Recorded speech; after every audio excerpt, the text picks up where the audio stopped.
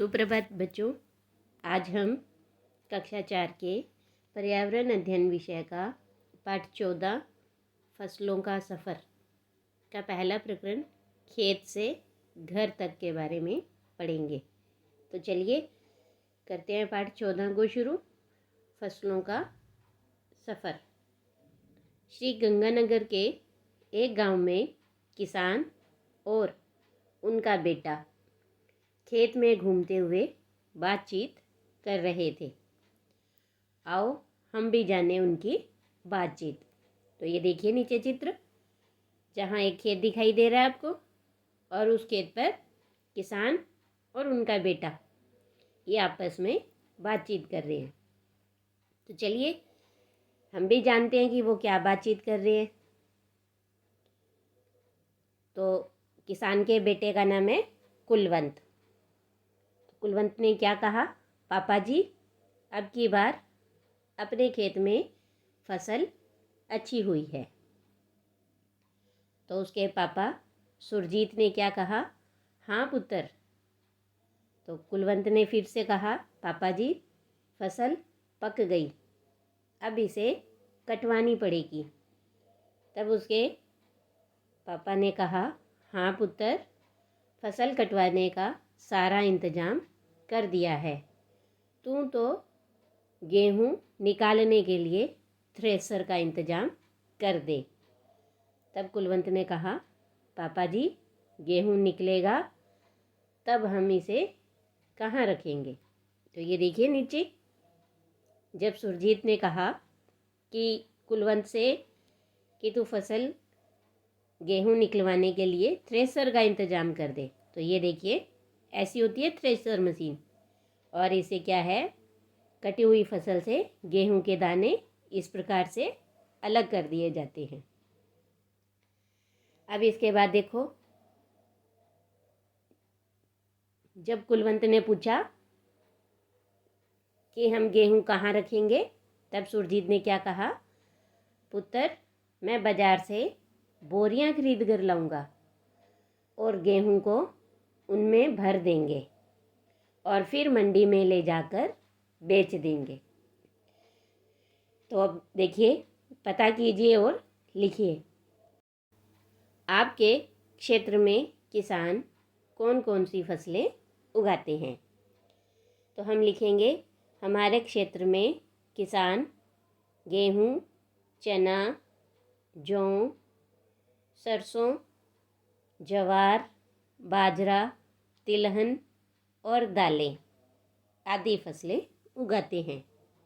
फिर दूसरा प्रश्न होगा, आपके आसपास के खेतों में फसल पकने पर किसान उसे बेचने के लिए कहाँ लेकर जाते हैं।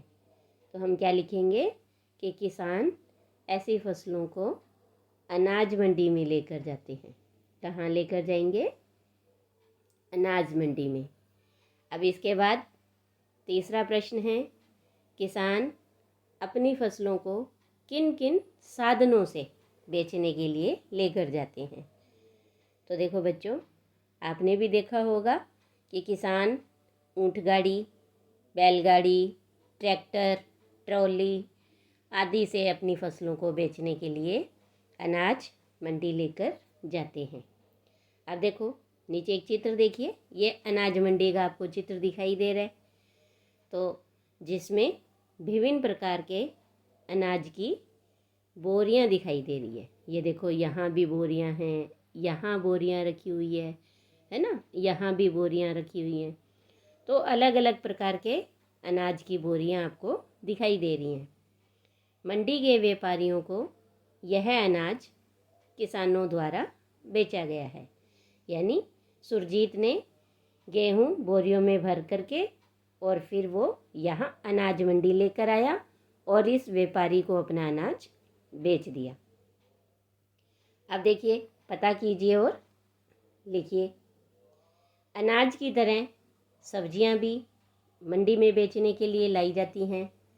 आपके गांव या शहर में किसी सब्जी बेचने वाले से बातचीत करके पता कीजिए कि वे सब्जियां कहाँ से लाते हैं, खुद पैदा करते हैं या मंडी से लाते हैं। तो अब आप देखिए कि जो सब्जी वाले होते हैं वो सब्जी मंडी से सब्जी लाते हैं और फिर वहाँ से ला कर के बेचते हैं। इसके बाद है कौन कौन सी सब्जियाँ 1 या 2 दिन में खराब हो जाती हैं। तो जैसे धनिया, पुदीना, पालक, इस तरह की जो पत्तेदार हरी सब्जियां हैं वो 1-2 दिन में खराब हो जाती हैं। अब अगर आपके आसपास सब्जी मंडी है तो पता कीजिए कि सब्जी मंडी में सब्जियां कहाँ कहाँ से आती हैं। तो सब्जी मंडी में सब्जियां कौन लेके आएगा? वही जो सब्जियों को उगाते हैं, यानी किसान। तो ये सब्जियां खेत से मंडी में किन किन साधनों से लाई जाती हैं? तो सब्जियां भी खेत से ऊँट गाड़ी, बैलगाड़ी, ट्रैक्टर, ट्रॉली आदि साधनों से लाई जाती हैं। अब इसके बाद आगे देखिए, आपने अपने क्षेत्र में इस तरह की दुकान देखी होगी। तो ये देखिए एक चित्र दिखाई दे रहा है और ये चित्र है किराना की दुकान का। किराना की दुकान में हमें क्या सामान मिलता है? तो किराना की दुकान से चावल, चीनी, गेहूँ, दाल, गुड़, मसाले आदि सामान मिलता है। अब फिर कुछ प्रश्न हैं। पहला देखिए, किराना की दुकान वाले यह सामान कहाँ से लाते हैं? तो किराना की दुकान वाले सामान कहाँ से लाएंगे? वो होलसेलर से लेके आएंगे, जो कि इकट्ठा माल बेचते हैं, बड़े व्यापारी से। और दूसरे प्रश्न में देखिए, आपके घर में खाने के लिए यह सामान गेहूँ, दाल, चावल, मसाले आदि ये कहाँ से आते हैं? तो ये सामान हमारे यहाँ दुकान से, यानी किराना की दुकान से आते हैं। इसके बाद ये देखिए, अब आप यहाँ एक चित्र दिखाई दे रहा है जिसमें आपको इस चित्र में फसलों का सफ़र पूरा दिखाई दिया है कि कैसे खेत से अनाज और सब्जियाँ दुकान तक आती हैं और दुकान से घरों तक आती हैं।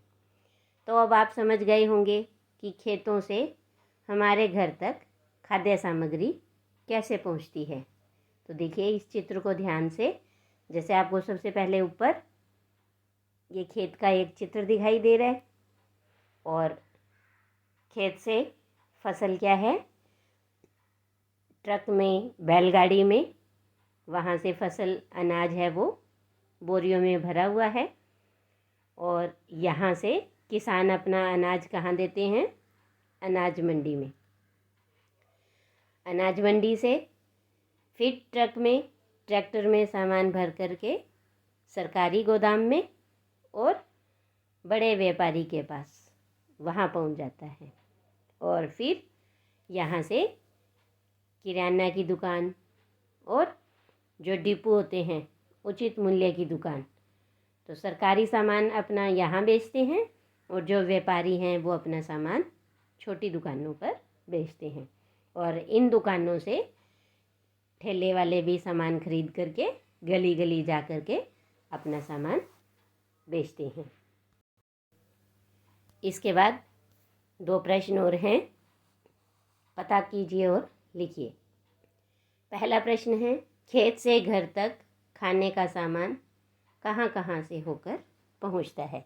जैसे अभी हमने इस चित्र में देखा, खेत से घर तक खाने का सामान किसान से अनाज मंडी तक जाता है, अनाज मंडी से थोक व्यापारी या सरकारी गोदाम तक जाता है, फिर थोक व्यापारी या सरकारी गोदाम से किराना व्यापारी या फिर डिपो की सरकारी दुकान तक जाता है और फिर वहाँ से घरों तक सामान पहुँचता है।